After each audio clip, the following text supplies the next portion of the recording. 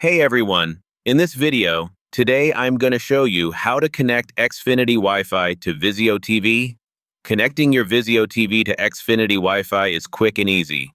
Let's get you online in just a few steps. First, turn on your Vizio TV and grab your remote.